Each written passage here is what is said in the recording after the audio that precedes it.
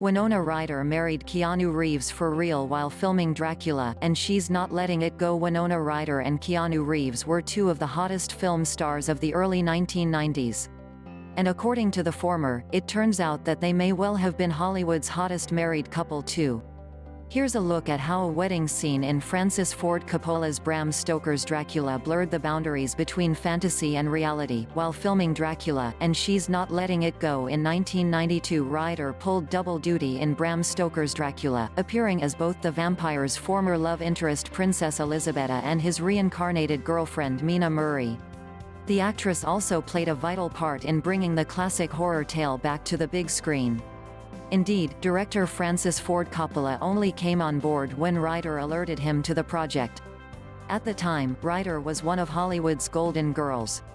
She first caught attention starring alongside Corey Haim in 1986's teen movie Lucas, and a year later earned critical acclaim for her performance in Square Dance. But her career truly only took off when she worked on two Tim Burton films in quick succession. In 1988's Beetlejuice, Ryder stars as Lydia Dietz, a teenage goth who strikes up an unlikely friendship with Geena Davis and Alec Baldwin's ghosts after moving with her family to a haunted mansion. 2 years later, she reunited with Burton and co-starred with Johnny Depp, then her real-life partner, in Edward Scissorhands. Both movies proved huge box office hits.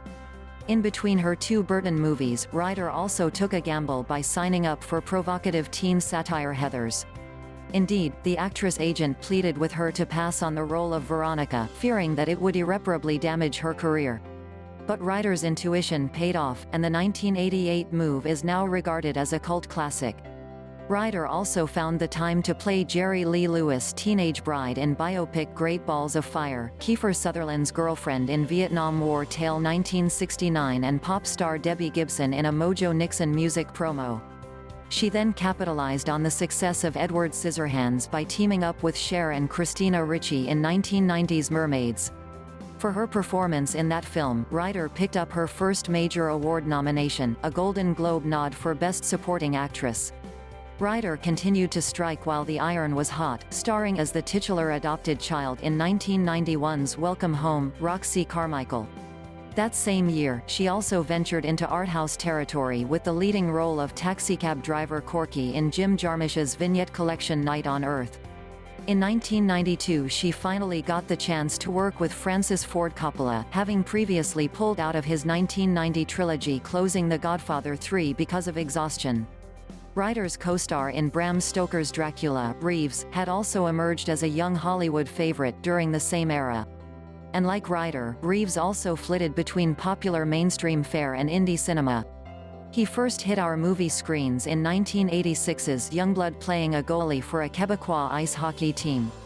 Later that same year, Reeves earned much more screen time in River's Edge, a drama based on the aftermath of a teenage murder.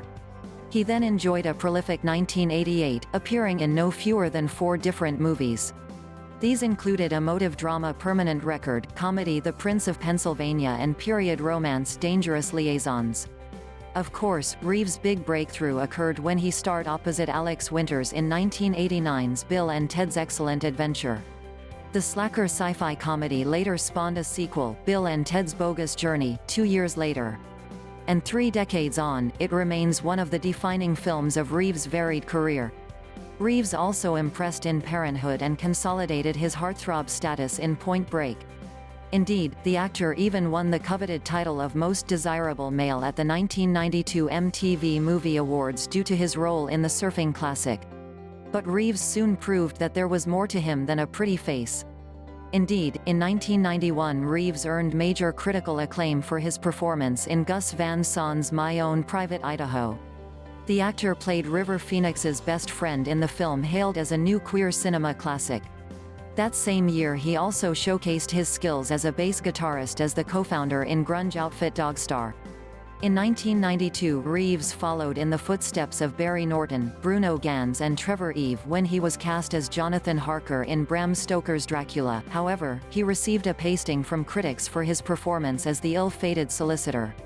Indeed, Entertainment Weekly was just one of the many publications who argued that Reeves was completely out of his depth in the vampire horror.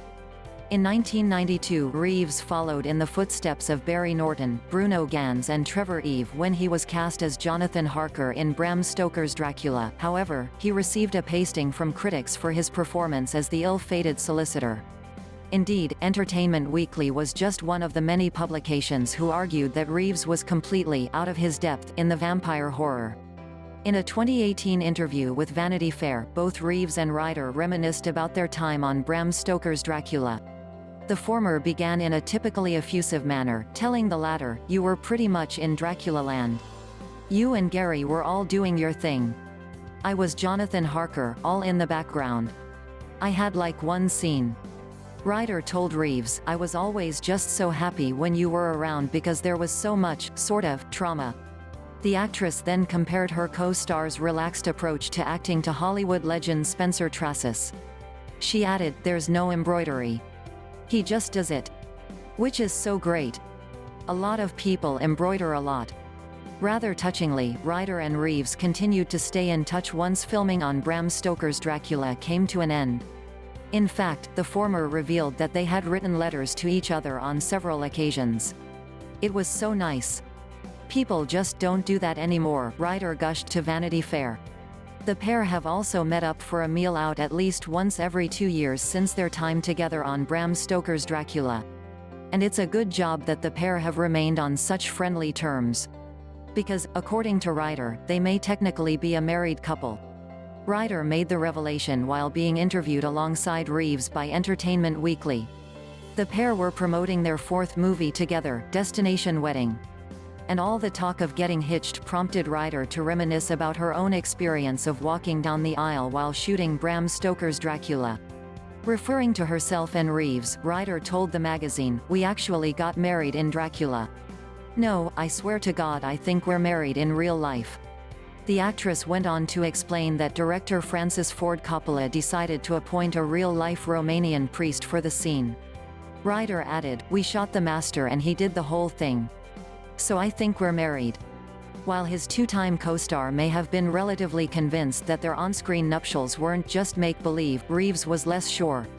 On hearing Ryder's recollection, the actor quipped, "It's lovely to see you again." Ryder's recollections of the big day eventually appeared to sway Reeves. Indeed, after hearing all the details, the actor stated, "Oh my gosh, we're married." And Ryder's theory was later given further credence by the man who had organized the fictional wedding ceremony, Bram Stoker's Dracula director Francis Ford Coppola. Coppola had first shot the wedding sequence in a stylized manner that left him disappointed when he watched it back for the first time. The director then opted to reshoot the scene in a more authentic way. He told The Guardian that, having the real wedding ceremony as it might be in that religion, Greek Orthodox Christianity, would be beautiful.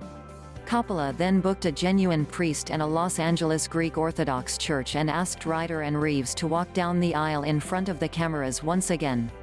And he was left far more impressed with the results second time around. "This is pretty authentic," Coppola told The Guardian. Coppola then backed up Ryder's claims that she and Keanu Reeves had been a wedded couple for more than 25 years as a result. He added, "So in a sense, when we were all done, we realized that Keanu and Winona really are married as a result of this scene and this ceremony." So how did the scene come about in the first place? Well, the drama begins when Jonathan Harker, Reeves, visits Transylvania to meet his latest client, Count Dracula. But things go awry when the vampire finds a photo of the solicitor's fiancée Mina Ryder, a lady who he believes is his reincarnated wife Elisabeta. Dracula then travels to England, but not before he's set his army of brides to attack and feed upon his new love rival. The footage of the happy couple getting married is interspersed with the tragic death of Mina's best friend. Indeed, on learning about Harker and Mina's nuptials, Dracula lashes out by transforming Lucy into a vampire. Lucy is then killed for good by the likes of Van Helsing, Seward and Holmwood. Both Harker and Van Helsing let Mina comfort Dracula as he staggers into the nearby chapel. After transforming into Vlad, the younger version of himself, the vampire pleads with Mina to put him out of his misery. Mina subsequently stabs him through the heart before decapitating him. Vlad and his late wife Elisabeta can then be seen reuniting on their ascent to heaven. Whether the wedding scene in question is for real or not, it's still the closest that both Ryder and Reeves have gotten to walking down the aisle. Of course, the former did enjoy a 3-year engagement with Edward Scissorhands co-star Johnny Depp back in the early 1990s. However, the pair broke up before they said "I do." Ryder later entered into lengthy high-profile relationships with Dave Pirner, the lead vocalist with alt-rock outfit Soul Asylum, and fellow Hollywood actor Matt Damon. Since 2011 she's been dating Scott McKinley Hahn, an American fashion designer. However, as of March 2019, there hasn't been any sign of any wedding bells. In 2016, Ryder told The Edit that she was perfectly happy as an unmarried woman.